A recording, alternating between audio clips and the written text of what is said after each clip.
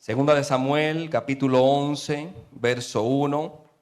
Leemos la palabra en el nombre de nuestro Señor. Aconteció al año siguiente, en el tiempo que salen los reyes a la guerra, que David envió a Joab y con él a sus siervos y a todo Israel, y destruyeron a los amonitas y sitiaron a Rabat, pero David se quedó en Jerusalén. Vamos a orar un segundito y así también encomendamos esta parte en las manos de nuestro Dios. Soberano Señor, Padre, tu palabra es poderosa. Ella es la que tiene el poder para traspasar el alma, para discernir los pensamientos, oh Señor. Y no hay nada oculto que no haya de manifestarse ante el poder de tu palabra. Rogamos, oh Señor, que tu Espíritu Santo, así como oraba el pastor Josué, se manifieste de manera especial en esta tarde, oh Señor, trayendo convicción de pecado a los amigos que nos están presentes y que nos están observando en las redes, y que sea ese Espíritu Santo moviéndoles a poner su fe en el único que es nuestro perdonador, Cristo Jesús. Oh Señor, en su nombre oramos y a través de él te damos gracias por todo lo que ya tú estás haciendo. Amén y amén. Pueden tomar asiento, hermanos y amigos. ¿Quiénes recordarán esta imagen? Ciertamente hace unos años ya se hizo viral un video en el cual yo estoy seguro que, como hemos visto, creo que casi todos lo vimos en las redes sociales. Y se trata de la niña Angélica, o mejor conocida como Angélica Batida después de ese video.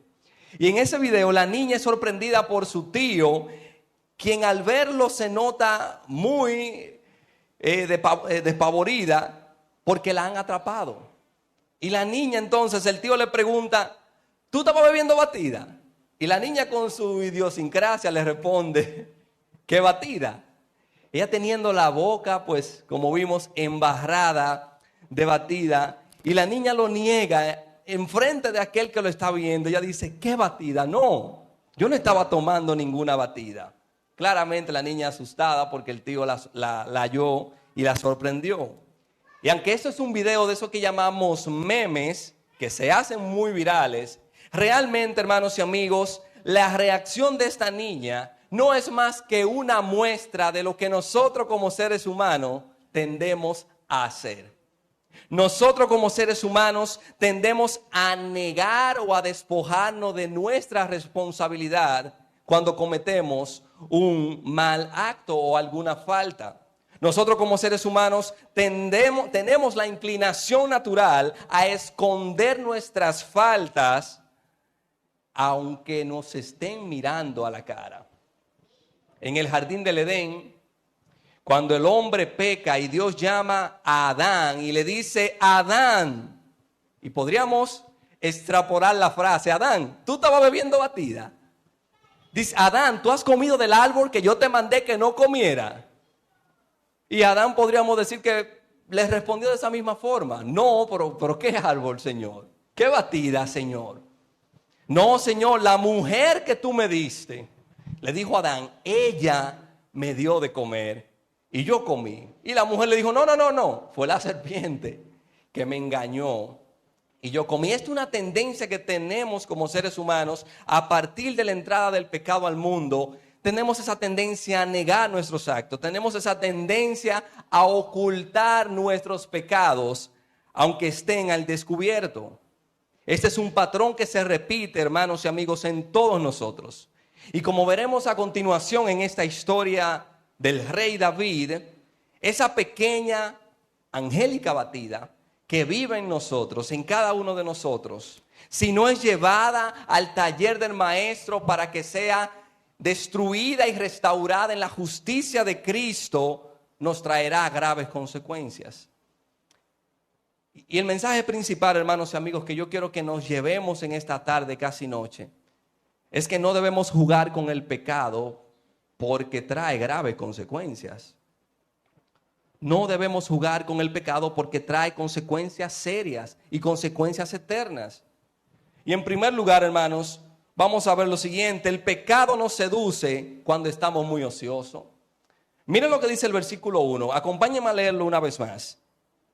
Aconteció al año siguiente, en el tiempo que salen los reyes a la guerra, que David envió a Joab. Joab, que era un general, de los generales más grandes de David, envió a Joab y con él a sus siervos y a todo Israel. Y destruyeron a los amonitas y sitiaron a Rabat. Pero David se quedó en Jerusalén. El famoso rey David. El hombre que mató a Goliat, el hombre que compuso salmos hermosísimos para Dios, el hombre que dice la misma palabra, que tenía un corazón conforme a Dios, aquel que hasta este momento iba de victoria en victoria y de gloria en gloria. Ese mismo David es que nos dice el escritor que se quedó en Jerusalén. Se quedó en Jerusalén cuando debía estar en el campo de batalla. Aparentemente el hombre quería tomarse un descanso, quería disfrutar tal vez de su casa real, como nos menciona el versículo. Y él cree que al quedarse en la casa real descansando, está a salvo. Pero lo que él no sabe, ni se imagine, que su peor enemigo lo está vigilando muy de cerca. Y fijémonos, hermanos, que lo que el escritor nos quiere señalar es para llamarnos la atención. El escritor va diciendo todo bien. Este era el tiempo en que salían los reyes a guerrear. David envió a Joab, envió a todo Israel con él, pero David se quedó en casa.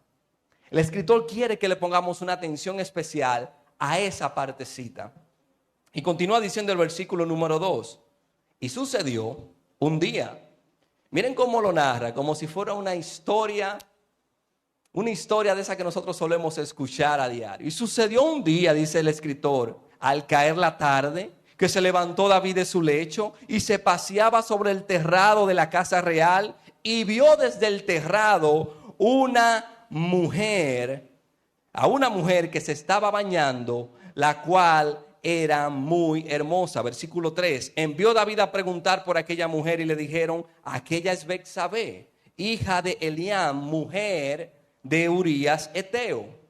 Y David, como era el jefe, y envió David mensajeros y la tomó. Y vino a él y él durmió con ella. Y luego ella se purificó de su inmundicia y se volvió a su casa. Como bien dice un dicho, una mente muy ociosa es el taller del diablo. David se levanta de su cama, se pasea por su terraza y se topa con esta mujer que, como bien dice la escritura, era una mujer de hermoso parecer. Parece ser que en ese momento David no tenía salmos que componer o no tenía el arpa cerca. David estaba muy ocioso, que se levantó de su casa real a pasearse por su terraza.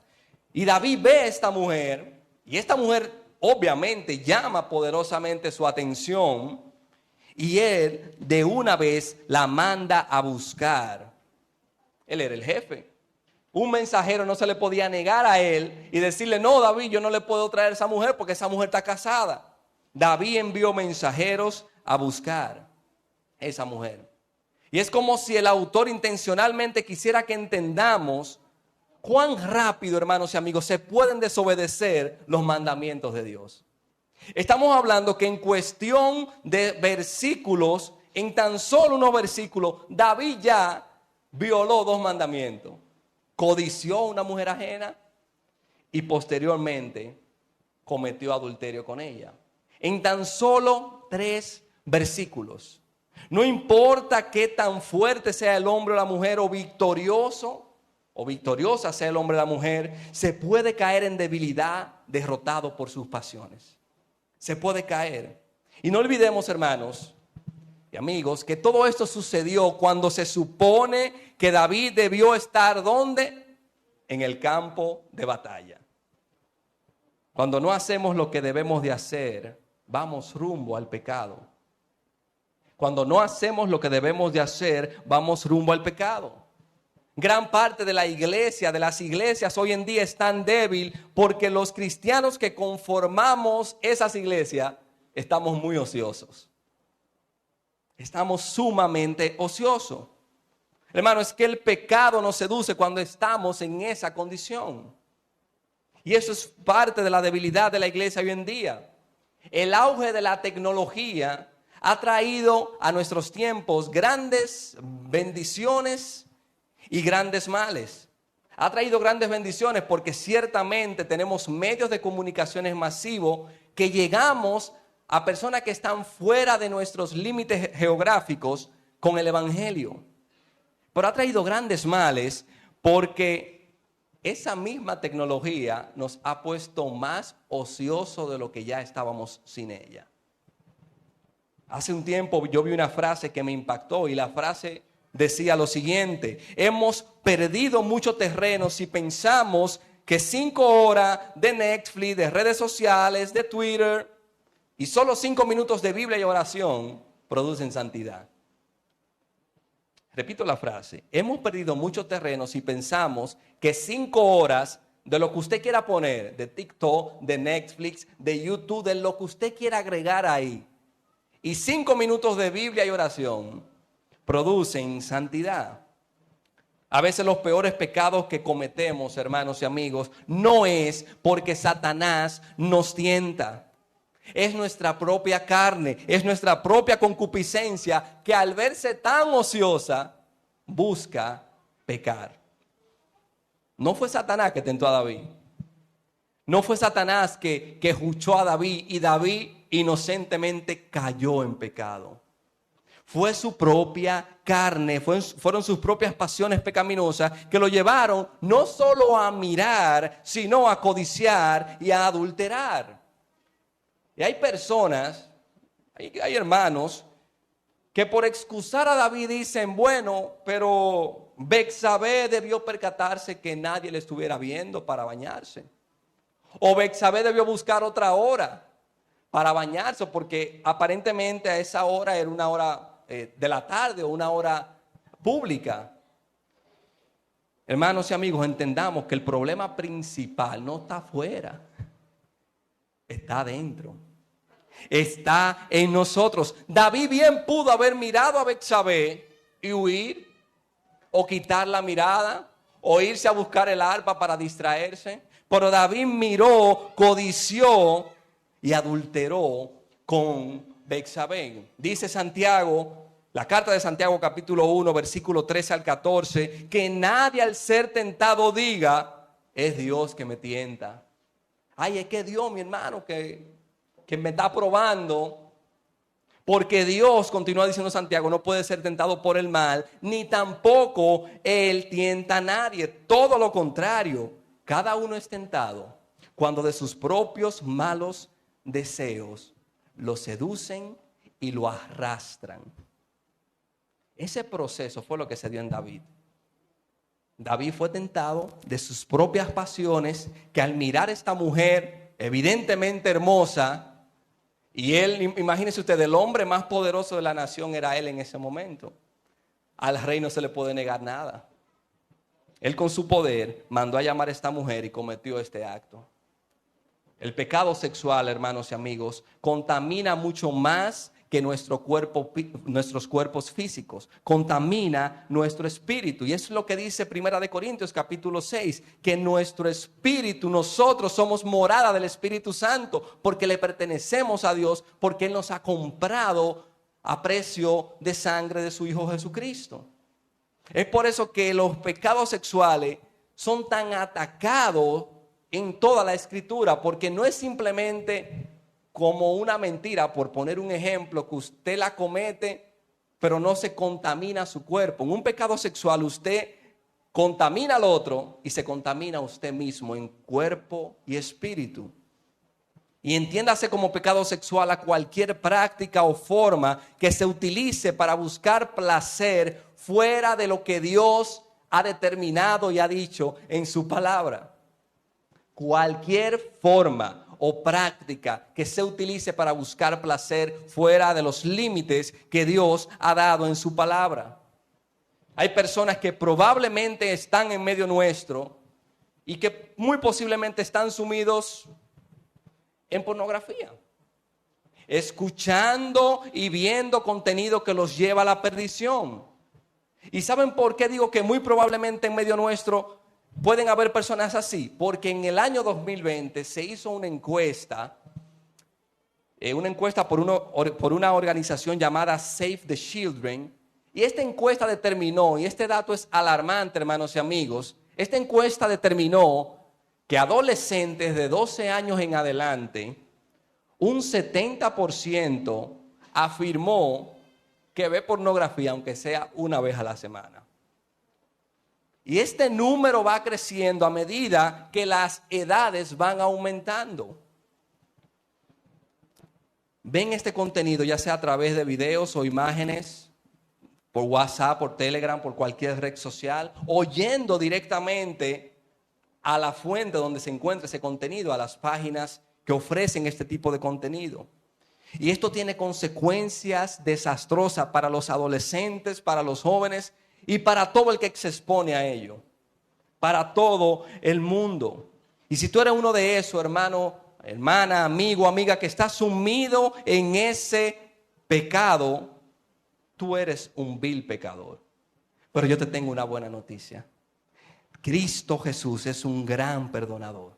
Y Él te quiere, te puede ayudar, te puede salvar y hacer de ti un hombre o una mujer nueva con un corazón y propósitos nuevos en Él. Ese es el Dios que nosotros tenemos, que limpia y liberta de cualquier pecado. El estar muy ocioso donde no debía estar llevó a David a una caída estrepitosa. Aquel que en un periodo de su vida estaba obedeciendo a Dios y yendo de gloria en gloria, ahora está desobedeciendo la palabra de Dios y cayendo de pecado en pecado, como vamos a ver a continuación. En segundo lugar, hermanos, el pecado nos lleva a cometer más pecado para intentar ocultar el pecado. Escúcheme bien. El pecado nos lleva a cometer más pecado para intentar ocultar el pecado. Dice el versículo número 6, entonces David envió a decir a Joab, envíame a Urías Eteo. Y Joab envió a Urías a David. Y cuando Urías vino a él, David le preguntó por la salud de Joab, por la salud del pueblo y por el estado de la guerra. Versículo 8, después dijo David a Urías, descienda a tu casa y lava tus pies. Y saliendo Urías de la casa del rey, le fue enviado un presente de la mesa real. Mas Urías durmió a la puerta de la casa del rey con todos los siervos de su señor y no descendió a su casa.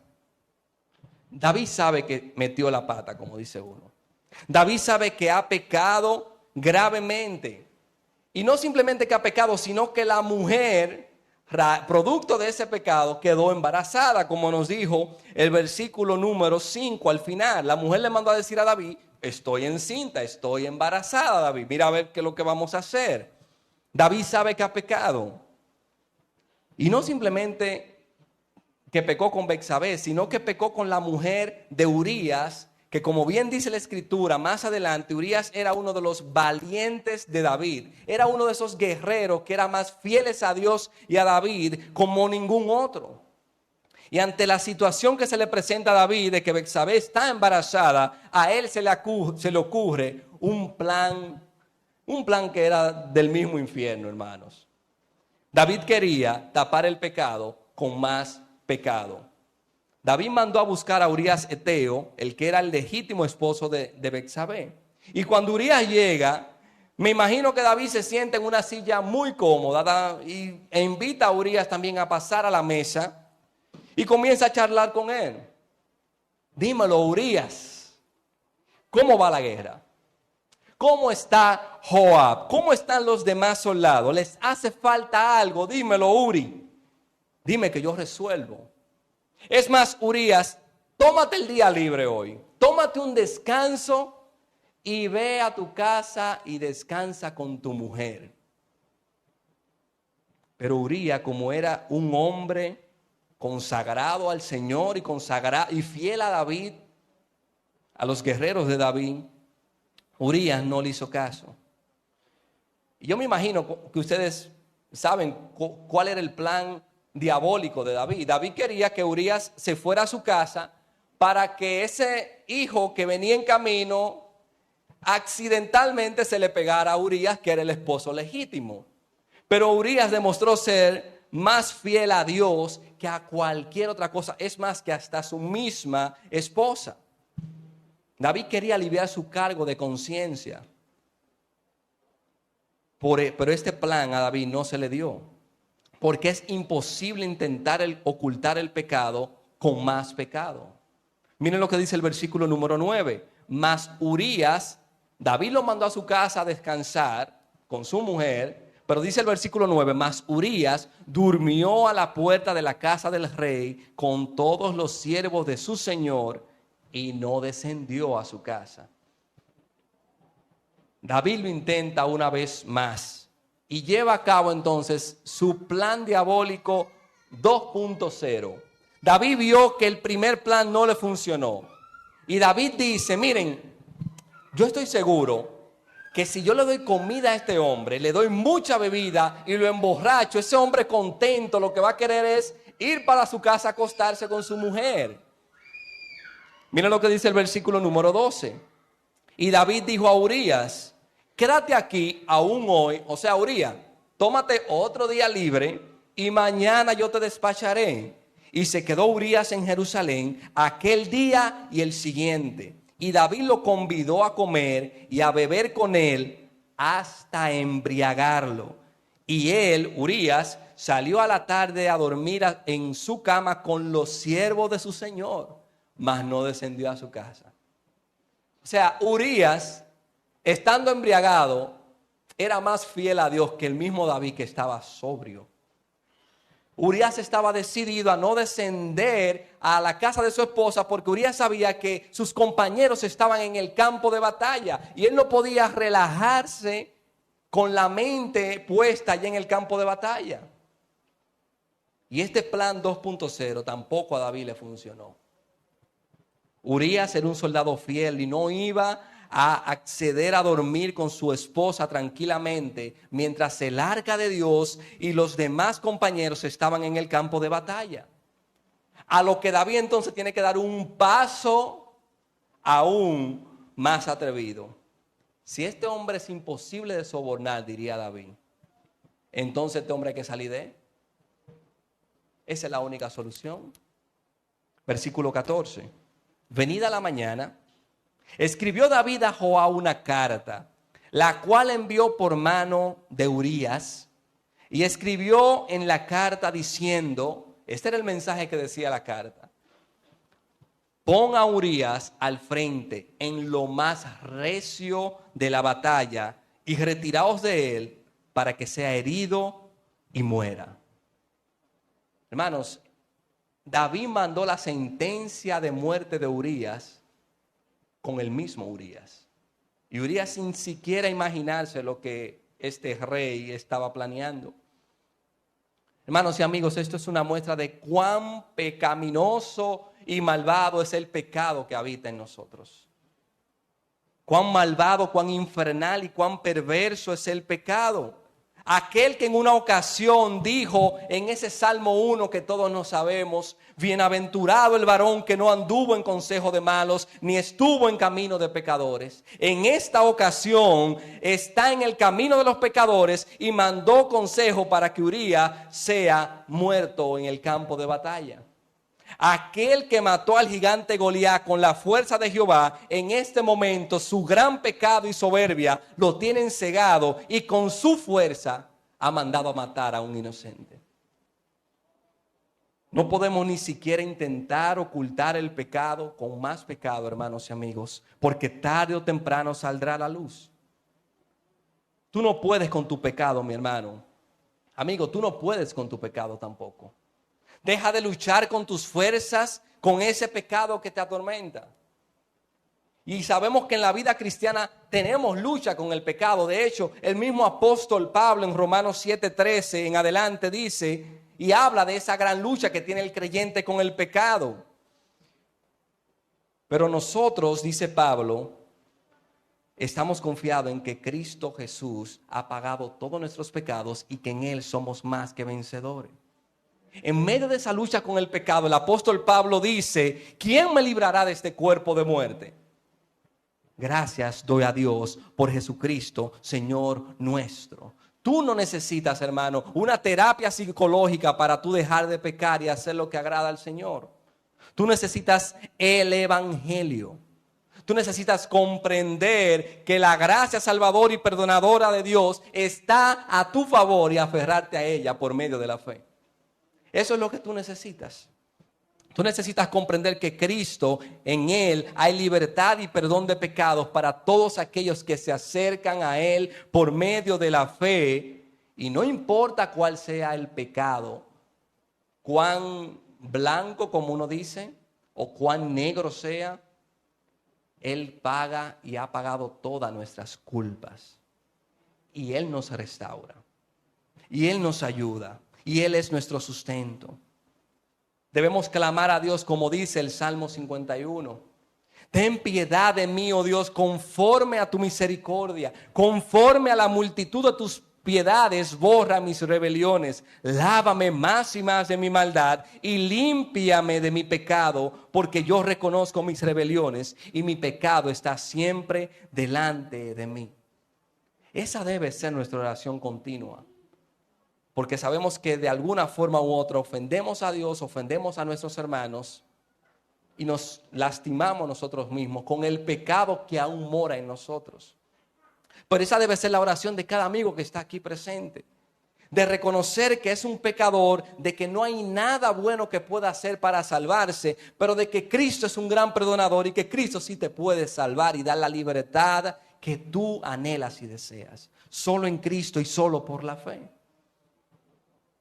Pero de no hacerlo así, tu corazón continuará endureciéndose más y más. Porque el pecado que se va acumulando va creando una capa alrededor del corazón que ya luego hasta insensible se hace. Ya luego se vuelve una costumbre mejor pecar. Y hasta aquí hemos visto, hermanos y amigos, dos puntos. Primero, que el pecado nos seduce cuando estamos muy ociosos. Y esto entonces, una vez que incurrimos en un pecado, nos lleva a cometer más pecado para intentar ocultarlo. En tercer y último lugar, el pecado nos lleva a actuar con hipocresía y con insensibilidad.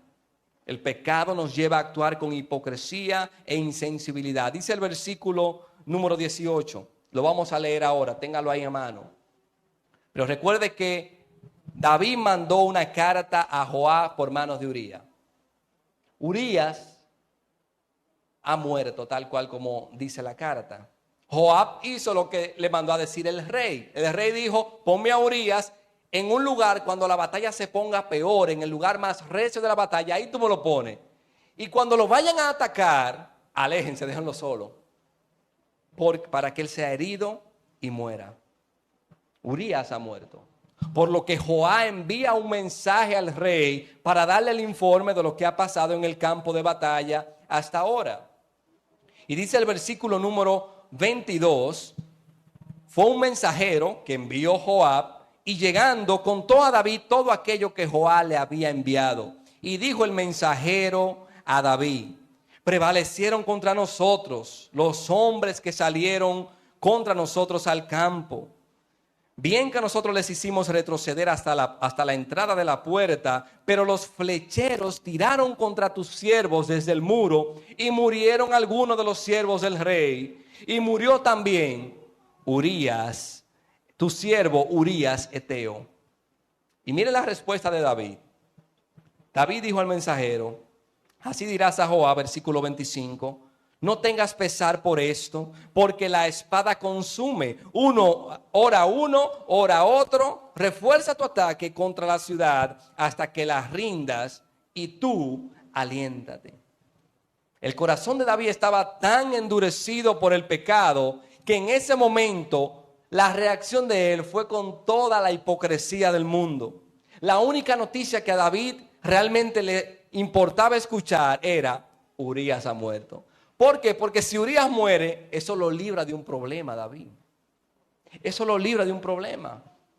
Porque si Urías muere, obviamente Betsabé queda viuda y David puede tomarla como su esposa, como más adelante veremos que él hará. Y esto es lo que David quería escuchar: Urías ha muerto. uno de sus mejores soldados, uno de los más fieles, ha muerto a causa de David porque él mismo lo mandó a matar y ni siquiera esto le remuerde la conciencia a David. Y su respuesta es la siguiente: dile a Joab que no le pare a eso. Eso fue lo que le mandó a decir a Joab. Dile a Joab que no le dé mente a eso, porque esto es una guerra. Sabemos que la espada mata a uno, mata a otro, porque esto es una guerra. Hay pérdidas en la guerra. Así que Joab que no le dé mente a eso. Sigue reforzando el ataque hasta que ustedes ganen. David creyó que se había librado del problema, porque para él Urías se había convertido en un problema. Pero como bien dice el proverbio, hay camino que al hombre le parece derecho, pero su fin es un camino de muerte. David pensó que el mejor camino para salir del problema, en vez de confesar su pecado, era mandar a eliminar a Urías. Y esto es lo que provoca un pecado recurrente y no confesado. Nos lleva a actuar y a andar con hipocresía, aún enfrente de aquellos que saben que estamos en esa condición. Y además de eso, lastimamos y llevamos a la ruina hasta nuestra familia y nuestros propios amigos. Aunque en estos versos que hemos leído no lo dice, hermano, pero David no estaba tranquilo. David no estaba durmiendo bien. Él estaba actuando hipócritamente y con insensibilidad frente a todo el mundo, pero por dentro él se estaba muriendo. ¿Y cómo sabemos eso? Porque cuando leemos el Salmo 32, que fue un salmo inspirado en este episodio, David mismo confiesa que yo mientras callé, se envejecieron mis huesos, dice David. En mi gemir todo el día, porque de día y de noche se agravó sobre mí tu mano, se volvió mi veredor en sequedades de verano. David está diciendo, mientras yo callé mi pecado, yo me estaba muriendo por dentro. Yo por fuera estaba muy bien, actuando normal frente a la gente, pero por dentro yo me estaba muriendo.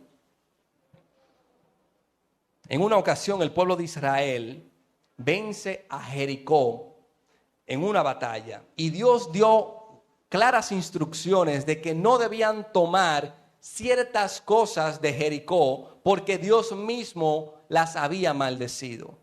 Y un personaje llamado Acán tomó de aquello que Dios había maldecido y que claramente Dios había dicho que no tomaran y lo escondió. Y esto provocó que el pueblo en la siguiente batalla la perdiera.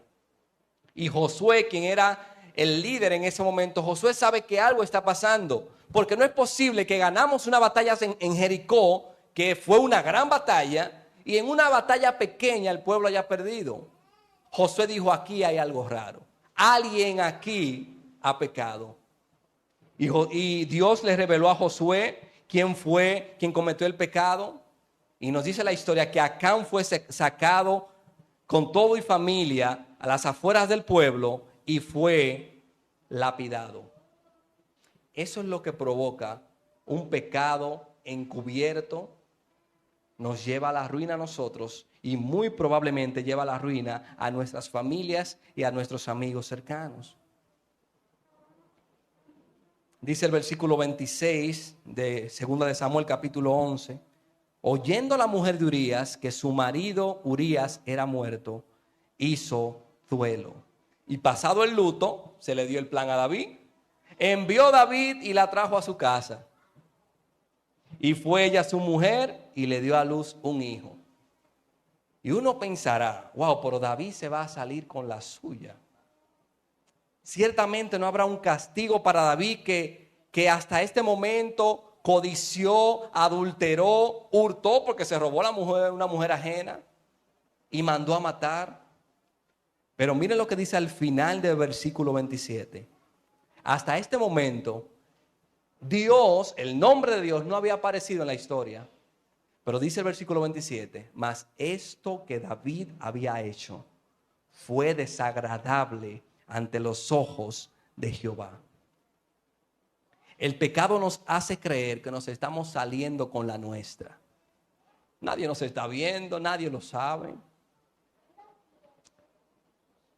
Nadie se está dando cuenta de lo que yo estoy haciendo. Pero ¿saben algo, hermanos y amigos? Los ojos de Dios están presentes sobre nosotros todo el tiempo. Todo el tiempo. No hay lugar en que estemos o actividad que nosotros hagamos en donde los ojos de Dios no estén presentes. No lo hay. La niña Angélica pensó que a ella nadie la estaba mirando. Y en el video se ve como que ella sale como corriendo del lugar donde se estaba tomando la batida. Hasta que el tío le dijo, ¿tú estabas tomando batida? No. ¿Qué batida? Dice ella. Asimismo Dios está viendo cada movimiento que hacemos y cada pensamiento que nosotros tenemos. En tan solo unos versículos, David transgredió varios mandamientos. Codició, adulteró, habló falso testimonio, hurtó y mató. Lo que se pudo haber evitado con simplemente quitar la mirada y huir, lo llevó a consecuencias desastrosas. Y ya para finalizar, hermanos y amigos, ¿qué nosotros podemos aprender de esa historia? ¿Qué podemos aplicar a nuestras vidas de esa historia? Primero, hermanos y amigos, no debemos dar lugar a mucho ocio en nuestra vida porque podemos ir rumbo al pecado. Recordemos, David debió estar en el campo de batalla al frente de su ejército peleando. Pero David decidió quedarse en su casa real y el ocio lo llevó a pecar gravemente contra Dios y contra el propio Urías. De manera que nosotros tratemos de estar más tiempo en el campo de batalla que en la casa real. Tratemos de estar más tiempo con la palabra de Dios, con buenos libros cristianos, rodeados de nuestros hermanos, de nuestra familia, que perdiendo el tiempo en muchas redes sociales y en cosas vanas que no traen ningún provecho a nuestra vida. Tratemos de estar más tiempo observando buenas enseñanzas, a buenos hombres de Dios que predican la palabra, que viendo películas que usted al final la ve y usted dice, yo perdí mi tiempo. Usted sabe lo que a veces ustedes se fajan a mirar una película de 3 horas para usted después decir que usted perdió su tiempo. Y eso nos pasa a todos. Y yo no quiero decir que ver una película es pecado, ni que usar las redes sociales es pecado. Pero sí, hermanos y amigos, debemos ser sabios en el manejo que le damos a nuestro tiempo libre y usarlo para la gloria de Dios. Segundo lugar, hermanos, no intentemos nunca tapar el pecado con más pecado, con hipocresía, con mentiras, porque tarde o temprano, como dice la palabra de Dios, no hay nada oculto que no haya de ser manifestado, ni escondido que no haya de salir a la luz. ¿Usted cree que el rey David se salió con la suya? Si continuamos en el capítulo número 12, Dios envió a un profeta llamado Natán, quien le confrontó y le declaró todo lo que David había hecho. Todo. Y lo curioso de esa historia es que Natán le hace una parábola a David. Y David, queriendo ser un justiciero, dice, no, pero ese hombre que hizo eso tiene que morirse.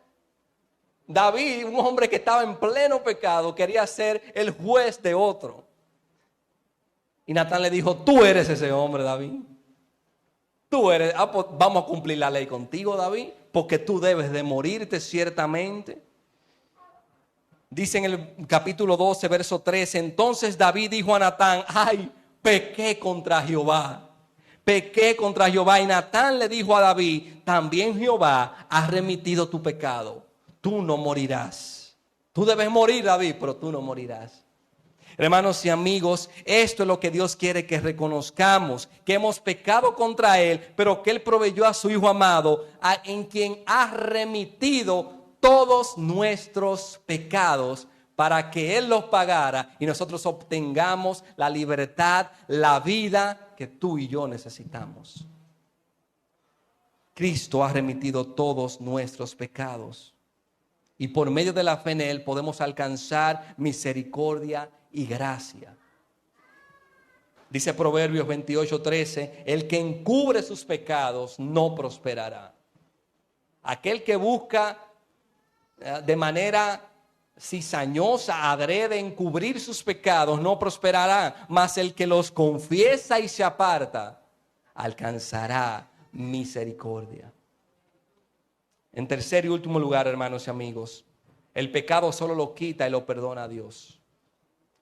Reitero lo que dije hace un momento, no hay nada que nosotros podamos hacer para calmar nuestras conciencias pecaminosas.